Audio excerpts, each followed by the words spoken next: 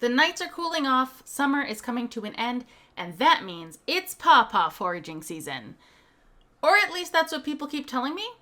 I've never seen a pawpaw, and we don't have a patch around the office, but I was not about to let another year go by without sampling this extremely seasonal tree. Now, you should never forage in a new area for unknown edibles without an experienced buddy, so we reached out to local forager and urban homesteader, Farai Harreld, to show us when and how to find pawpaw trees in our neighborhood. This is Mother Earth News. It's littler. It is littler. So, do you see a lot of pawpaw trees or trees like this?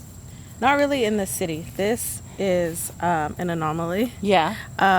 The owner of one of the houses on the street so kindly just told us that he planted these. I believe he said that this one is 30 years old, I think. Mm-hmm. I don't know how old this one is, but this is the one that has the fruit that I just picked up. It is the American pawpaw in the family. I believe it's called Armenia triloba, something like that. It's an understory plant. Typically it grows in the shade of other trees, kind of like this one is, and then if one happens to have full sun, then it will grow really big. But they are typically known as an understory tree, and they will do well in the shade of other trees. It also is typically found near water, not on water, not close, but it just loves really well-drained soil. So the way that I was taught when I was foraging for pawpaws is to look near creeks or near lakes, near rivers and things like that. And that's where I've always found it, is not by the water, but nearby, under other trees like pin oaks or tulip poplars and things like that. So it's really exciting to have one in the city. It's fun. It's a cool thing. One of the awesome things about the pawpaw, it's a berry, which not a lot of people know. I would not have guessed. Right? But it is the largest tropical fruit in North America. So it's really cool to share that information with kids and things like that. Because, yeah, we do have tropical fruits. I mean, it's tiny, but it is the biggest one that we have. I was so excited when someone shared one with me for the first time. It tasted like home. I'm from an island, and it tasted like home. Yeah, it kind of, so when people see it, they'll think of the papaya. Yeah, but it is in the custard apple family, but it is not a papaya. But it is a tropical fruit, so that's why I know a lot of people associate that with it. Even the way that the fruit is shaped itself, it is, papaya has a lot of tiny little fruits, tiny little seeds, and this one just has a bunch of big seeds. Yeah, and you're not going to eat these seeds. You're going to take them out because they are, they can be poisonous, and you're just going to eat the flesh. And it's really good. It kind of tastes like a cross between a banana and a mango. It does. It does. Yeah. And how do you know a pawpaw is ripe? The best way of it is to just find them on the ground. It's really, the great thing about this being in the city is that there's actually ones that you can pick up. When you're in the forest, you're fighting deer, you're fighting turtles, you're fighting foxes, you're fighting other kinds of animals who love the pawpaw just as much as we do. But in this urban environment, it's kind of free pickings. So the best way is to just pick the ones that are untouched, that are on the ground, because you know that they're ripe, you know that they're ready. When you're wanting to pick off of the tree, you got to be careful, because the shelf life of pawpaws is not very long, depending on the ripeness of it. Like with how some fruits you can take them off, like a pear or an apple, and they can ripen on the counter. That doesn't always happen with a pawpaw. So you're wanting one that is yellow green, closer to almost even brown, that's really soft to the touch and pliable like this. If they're green and hard, and you want the flesh to also be yellow.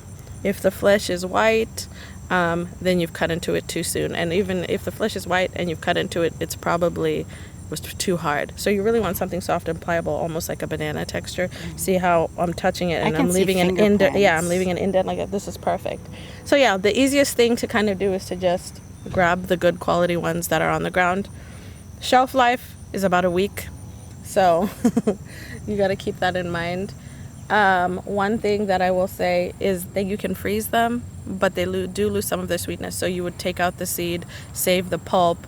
Some people make pawpaw ice cream and things like that, but you're definitely eat it as soon as you get it. Kind of enjoy the bounty of how cool it is to have our own little tropical fruit in the northern Americas. It usually only grows on the eastern side of the country, up a little bit into Canada, and that's where it's native to. That's incredibly northern. Just I believe right by Ontario is like where it ends, but it's usually the east of the United States, and it's usually found in woodland areas. It's a deciduous tree, so it's going to lose all of its foliage in the fall and winter, and then the trunk itself doesn't get really big. Like you see that one's 30 years old, so it's going to have a small kind of gray bark, and it doesn't really get that big. I believe, what is this, 6-7 inches maybe? Yeah. And then so that's how you can tell by the color of it. It's never going to have a huge trunk, and then the leaves themselves are tiered. Oh, here's a fruit. The leaves themselves, so they can grow anywhere from 12 to 8 inches in length, and then they have these like downward veins. And then I believe 5 to 6 inches is how big the leaves grow width-wise. And so this is just how you can kind of tell about the leaves themselves. And they're kind of droopy. Yes, they do go downwards, and then sometimes they cluster right at the end like that, and that's how you can tell. I have never seen a pawpaw this big. In the woods, which is where I'm used to foraging for them, they're usually like this small, because they're growing deep in the understory of other trees, and then they self-seed and kind of come up, and they have little cones, so they grow in patches. And so that's how I'm used to finding them. So it's really cool. I've never seen this one that big before in my life. Wow. That's so much good information. So while we're on the rest of our walk, what other things are you on the lookout for in this kind of urban environment? So, sorry, I had to take a bite. Oh, yeah, no. This neighborhood that we're in, College Hill, surprisingly has, just particularly on this block, there are a lot of people who are growing fruit trees themselves, and I love that. And I appreciate that so much. I wish more people would do that, especially in urban environments, not just for the shade, but also for the food. So this neighborhood has a pear tree that I come to every year and harvest like gallons and gallons of pears from. And I don't know the history of that tree. It doesn't belong to anyone. It's just on the street side. And so that one is probably my favorite one. And then along that street over there, there are a lot of, there's apple trees. And then my friend, who also happens to live on the street, has planted cherries. She's planted apples. There's an abandoned house that has an apricot tree in the back that we've harvested from. I'm going to be sad when someone buys that house and it's no longer abandoned, because the apricots were incredible. And so I wish I knew more about the history of why there's this particular urban area has this little food forest almost, but these trees are over 30-40-year-old, especially the apricot one, especially the pear one, and they're still producing, and they give a lot of fruit, and they benefit a lot of people. And so I really wish that more people would do it, because it's awesome. So I always wondered the history of this pawpaw tree when I would walk, because we walk around this neighborhood all the time, and it's so cool that we have such biodiversity. I think a lot of people are intimidated when it comes to growing fruit trees, but trees are trees. They're gonna be all right if you just provide a good enough environment for them, I feel like. And that pear tree, like I brought up, I mean, it's not really well taken care of because no one's taking care of it. It's so huge, but it's still giving so much fruit, and it's feeding so many animals and so many people in the neighborhood. That's an interesting thought too. I haven't planted fruit trees on my property yet because I'm afraid I can't eat all of the fruit, and it's just going to fall on the ground and it's going to rot and like bring things I don't want.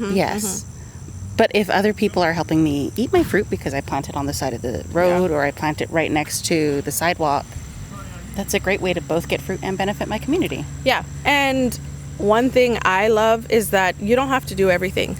You plant an apple tree, I plant a pear tree, you plant a cherry, I plant, and then we can all kind of share in the bounty of that. I think sometimes with homesteaders or urban homesteaders, it's something that I know I struggled with initially when I was first bright-eyed and bushy-tailed, was the feeling of overwhelm and having to do everything or wanting to do everything and having access to everything. And that's not healthy and that's not sustainable. I think the way that our ancestors did it is that someone was the beef guy, someone was the chicken guy, someone was, the bread guy. You don't have to necessarily do it all, especially if you don't have the bandwidth for it.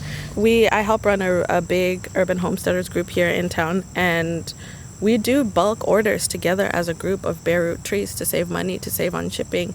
And I think it's just really important to be community oriented in that way, because it's better for us and our mental health and the goals that we're trying to achieve, but it's also better for the earth and it saves us money. So when you joined this community, was it something you started with some like-minded friends or the people who just lived right next to you, or did you reach out and find your community some way? Oh yeah, so that group was formed before I even thought about urban homesteading or even knew what it was. I just came on, I believe, 7 years later and helped admin because of the skills that I had, not because of anything in particular. But I was looking for community. I was looking for people.